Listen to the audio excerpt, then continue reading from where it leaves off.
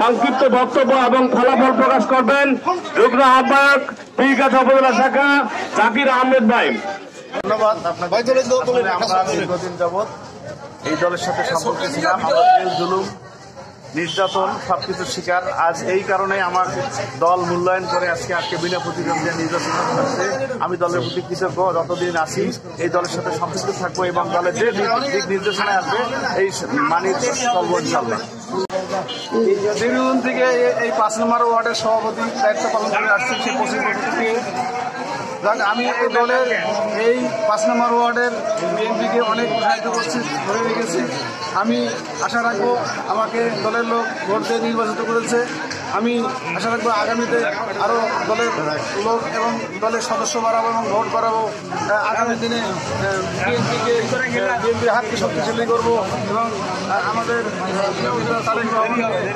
ইনশাল্লাহ আমরা বিজয় ঘোষণা করে আমরা বাংলাদেশ ক্ষমতায় বসিয়ে দেবো।